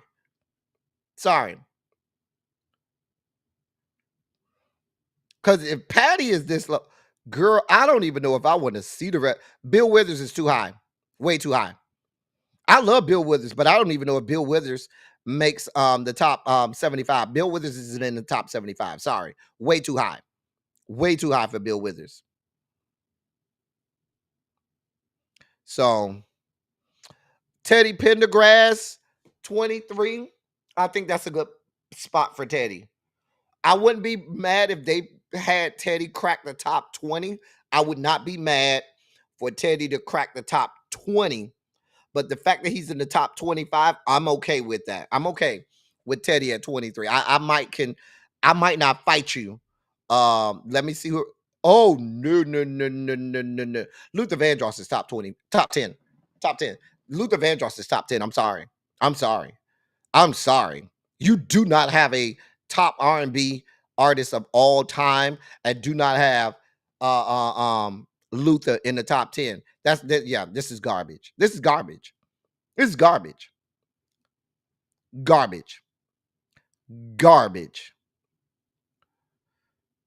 Donny Hathaway at 20. Donny Hathaway should be in 21. Donny Hathaway should be top 20. Donny Hathaway could easily be top 15. But I think Donny Hathaway is too low. He should be in your top 20. Donny Hathaway should be in the top 20. Yeah, should be in the top 20. Otis Redding is too high. I think Otis Redding is much too high here. Otis Redding didn't have the longevity to have the body of work. The man died, wasn't even 30 when he died. So I think Otis Redding is much too high. He doesn't have the body of work. Great singer, but does not have the body. As a solo artist, we're not talking about with the Temptations. We're talking solo work. This way too high for Otis. Way too high. Smokey Robinson, this is probably, I would say I'm okay with Smokey making your top 30. he wouldn't be in my top 20. I 30, I wouldn't even have a problem if he was in 30 to 35. I'm okay with that. But at 19, cracking the top 20, no, don't deserve to be there. Al Green at 18, I'm okay with Al Green being at 18. I'm actually okay. My only issue is for you to be this high, Al Green, I think your body of work should be bigger. That's my contention with Al Green being this high. Al Green should not be above Luther. I'm sorry. And if I'm being honest, Teddy P would be higher than Al Green because Teddy P has a larger body of work than Al Green. Luther should be way above this. I'm just saying. Janet at 17, I'm probably okay with that. I think it's too, and y'all know Janet is one of my queens, but I don't think Janet, because a lot of Janet's work is going to be pop and not R&B. Janet's earlier work was R&B, but a lot of Janet's work is pop. And so I would probably have Janet, and this is my queen, probably late 20s or early 30s. Janet would be late 20s and early 30s if I'm saying R&B. Now, if this were a list of pop artists, Janet's in the top 10, if not top 5. But in terms of R&B, Janet should be, I wouldn't have a problem if Janet was in the top 25. I think the sweet spot for Janet is late 20s, maybe early 30s, but late 20s. And this is coming from somebody that's a Janet stan. Y'all know I love Janet. So, I'm thinking about Otis Williams. You're right. But I still think Otis was too high. Mary J at 16. It's a little too high. I think Mary belongs in the top 25. But I think this is a little bit too high for Mary. It's a little bit too high for Mary. I think she, it's people. Shaka, Anita, Patty should all be higher than Mary. I'm sorry. Shaka, Anita, and Patty are higher than Mary. I'm sorry. Mary should not be higher than Shaka Khan, Anita Baker, and Patti LaBelle when you're talking, or Luther Vandross when you're talking greatest R&B artist of all time. Sorry, bad list. Fight your mama, but she should not be higher than those individuals. She's way too high. Isaac Hayes, way too high. And I love Isaac Hayes. Isaac Hayes, probably his sweet spot is early 30s. I would have Isaac Hayes maybe like 34, 33 or 34, somewhere around there. But he would not be at 15. No. A whole lot of people got robbed for Isaac Hayes to be at number 15. Curtis Mayfield. I love Curtis Mayfield, but Curtis Mayfield, this is too high. Curtis Mayfield, I'm probably putting Curtis Mayfield somewhere around 29, 30. Somewhere around 29, 30. But I'm not putting him at number 14. A lot of people got robbed. No, Curtis, sorry. Love you down. This is too high for you. Sam Cooke at number 13.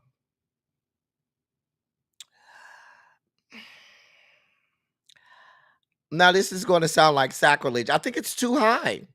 And if I'm looking at the criteria, his body of work isn't there. The man died, was 30 something?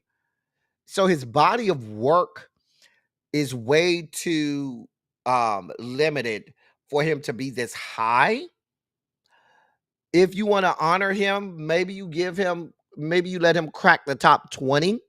But there are a lot more R&B artists that should be higher If we're going by the criteria that you gave us. If we're going by the criteria that you gave us.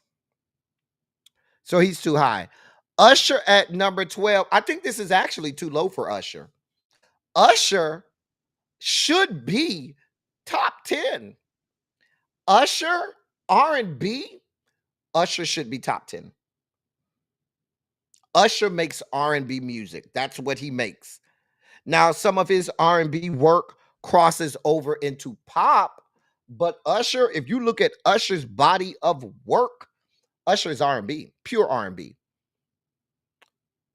The last of the pure male R&B singers, if you ask me. Usher, when I'm making my list, I would be arguing whether or not to put Usher above Luther or Luther above Usher, because both of them are so important to R&B, and both of them, what they do is such great pure male R&B. I would be fighting to see who would be above who between Usher and Luther. That's just how great both of them are, and in terms of what they do for R&B. Both of them have phenomenal vocal prowess. Both of them have a phenomenal catalog. Usher has more accolades than Luther, but that's only because of what the music industry was for Luther. Like when Luther was in the 80s and 90s, they just weren't giving out accolades to black music like that, R&B like that. But Usher would be in my top 10. Usher would be in my top 10. Ray Charles at number 11. I'm gonna be okay with it. He probably would be at about 14 or 15 for me. But that just would be a personal taste thing. I don't have a problem with him being here at number 11. But for me, he might be 14, 15 for me. Marvin Gaye at number 10. Some may argue he deserves to be higher. I would argue he would be higher. I'm okay with him being at number 10, but he probably should be maybe 6, maybe. Number 9, R. Kelly. I'm not mad about this. Believe it or not, I'm not mad. I'm not mad. You say everybody said they love Usher, but not above Luther. What I'm going by is what the criteria was.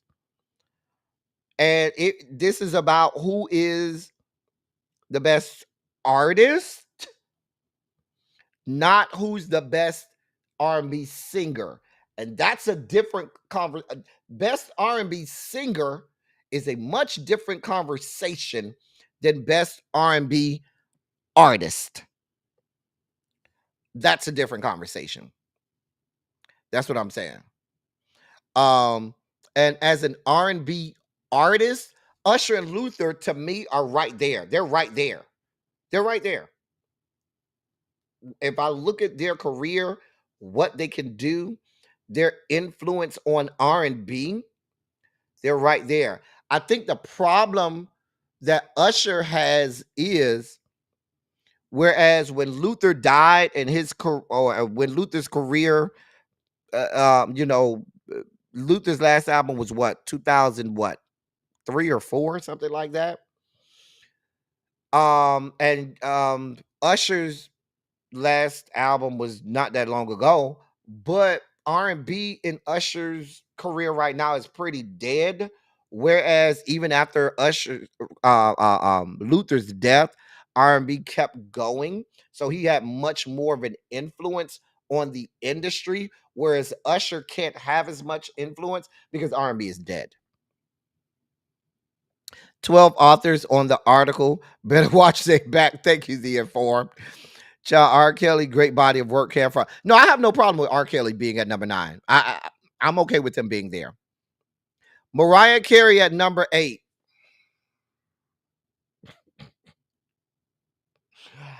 I'm going to argue this is a good spot for Mariah. It's probably a good spot for Mariah. Mariah is in the top 10. Yes, I have no problem. She should be in the top 10. I probably would have Mariah at number 5, though, because Mariah has everything. She has vocal prowess. She has longevity. She has influence. She has catalog. She got all of that. So for me, Mariah should be top 5. Top 5. Easy. Like Mariah Whitney have to be in your top 5. Mariah and Whitney R&B have to be in your top 5. Stevie has to be in your top 5. Like, in no particular order. Mariah and Whitney are in my top 5. Stevie is in my top 5. I'm probably going to put Luther or Usher in my top 5. And probably and then maybe hate Retha. Maybe. But I don't know. Let's see. Number 7, Prince.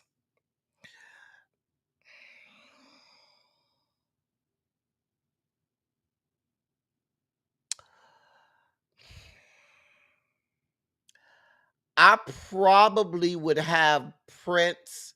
Now, y'all gonna get real mad with me about this. I probably would have Prince lower than R. Kelly. Here's why. Fight your mama, don't fight me. I would have Prince lower than R. Kelly because Prince, all of his albums were not R&B. Prince didn't only do R&B. Prince did so many other genres of music. And if you look at Prince's albums, every album was a different like almost a different style or genre. So I would have R. Kelly probably higher than Prince because R. Kelly is R&B. Yes, Mariah Carey is R&B. Ronald, go to Mariah Carey's body of work. She's R&B. There's no doubt. There's no doubt about that. James Brown, number 6. I probably would have him at 9 or 10, but I'm okay with that. Whitney Houston, number 5. That's low for Whitney. That's low for Whitney. And somebody's saying, how is number 5 low? That's low for Whitney. That's low for Whitney. I'm just being for Whitney Houston. That's low. That's too low for Whitney Houston. Beyonce should not be at number 4. I'm sorry. She's not number 4. No. Fight your mama. Beyonce, I would have Beyonce in the top 15. She would not make the top 10. She doesn't make my top 10. I'm sorry. I might have her in my, and I'm stressing might. I might have her in my top 15, but she's definitely not making my top 10. Beyonce has a lot of pop. Hell, Beyonce has more pop music than Mariah has. Beyonce arguably has more pop music than Janet. But that's y'all. I know the Beehive will be windmilling about that. But yeah, Beyonce, she doesn't make the top 10. I'm sorry. She's definitely not above Whitney Houston. She's definitely not above Mariah Carey. She's not above Luther Vandross. Sorry. We're talking R&B. Sorry. I might let y'all slip her at number 15, maybe, but she's not cracking the top 10. Sorry. Michael Jackson at number 3.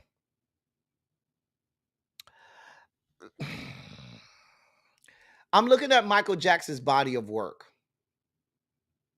and I'm thinking R&B.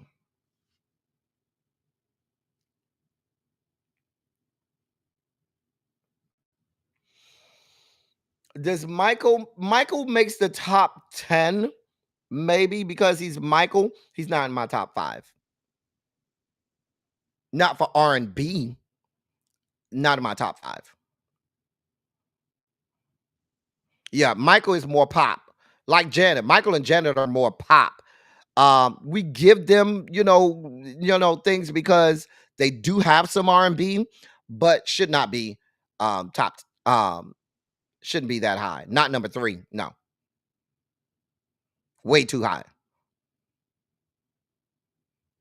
Not above Whitney. Mm-mm. Number 2, Hate Retha. Depends on who you ask. Some people like Hate Retha up there. Hate Retha makes the top 5. So I guess I'm okay with this, with her being at number 2. So if Hate Retha, I guess Stevie Wonder has to be number 1. It has to be Stevie. Well, let's go. Let's not hold you. Yeah, I was about to say, because we hadn't seen Stevie yet. I don't have a problem with Stevie being number 1.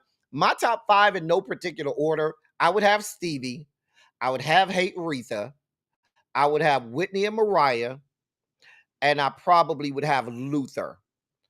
Luther would edge out Usher. The rest of the top 10, I might have Usher would be in there.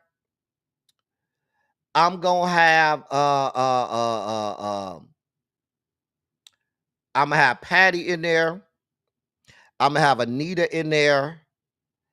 Who am I missing? I don't know why I started counting, because I'm gonna stop remembering people. But yeah, I'm okay with Hate Retha being there, because Hate Retha should be in the top 5. Anita Baker was at 31. Like, Anita Baker was at fucking 31. I don't know what the fuck they were thinking about. Patty was at 25. Like, what the fuck? I don't know who made this list. Anyway, that was the list. It's a flawed list. It's a bad list. And it is what it is. Anyway, y'all, that's the dossier for today. I'm way over. Everybody that left and went over to Really Be, that's okay. I'm way over. Let me get y'all out. Let me set up this redirect to get y'all over there. I hope y'all enjoyed today. We done had some long lives the last couple days. I can't keep doing all these long lives. I gotta go get something to eat. I can't keep doing all these long lives. 6:45 is usually when I'm out of here, and I'm a whole 30 plus minutes over. God be with us, Lord. Anyway, y'all. As I always say, I love y'all. I love on y'all. Thank you all for being vocal, present, and active. Thank you for doing what you do. Thank you for any and all contributions that you make to the channel. They are much obliged. They're much appreciated. I don't even see a live set up for Really Be. We do need our own list. We need our own list. Right. That's a great point. SZA and Summer Walker and Keisha Cole made this list, and no Monica. Like, what the fuck? Faith wasn't on the list. Faith Evans, Kelly Price. Like, there are some people who are missing from this list. Number 1 was Stevie. I could name a list of people who are missing. A list of people who are missing. Like,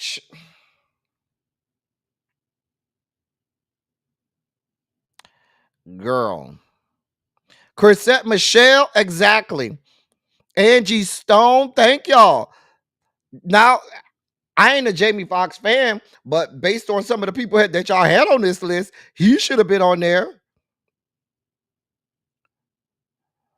Child, y'all tried it. Tried it. Really tried it. Girl.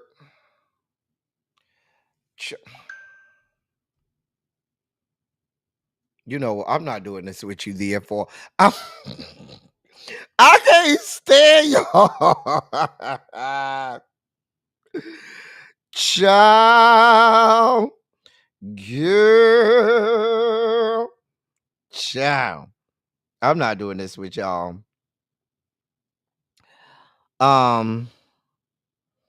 Anyway, we about to get out of here, y'all.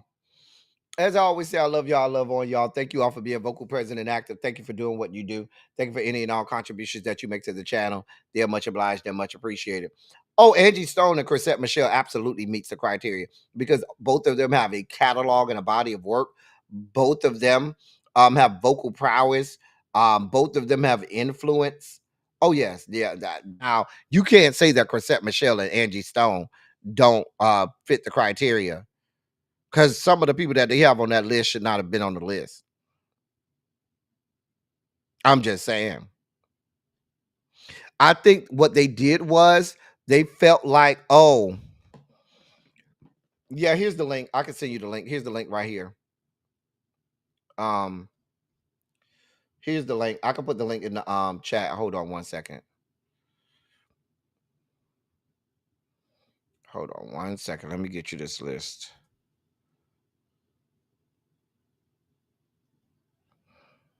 Here's the link. What just happened?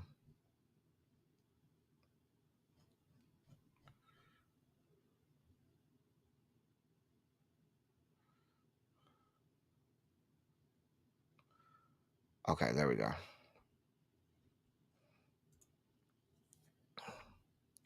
There's the link. Freddie Jackson, right? Where would Freddie Jackson actually should be in the top 20? Jeffrey Osborne, freaking James Ingram, Jeffrey Osborne should be in the top 25. Girl, I mean, I would have had Oleta Adams on the list before I had the likes of a SZA and stuff like, or Summer Walker. Girl, Gerald Levert. Yep. Listen, it's a lot of people that they left off this list. Lot of people that they left off this list. Lot of people got left off. And that shows you that these people don't I'm not doing this with you, Harold. I'm not doing this with you. Not Countess Vaughn. Chicken, get your chicken here. Y'all so damn silly. Y'all so damn silly. Cha. But yeah, that Denise Williams. I got a lot of people I can name. I got a lot of people that I could name that they left off. Ciao. Anyway, y'all, thank y'all so much for being here. We done had a good time. Not Ice J. Now, if they had a list of big penises, Ice JJ Fish might make the list. He got a big old piece of meat over there.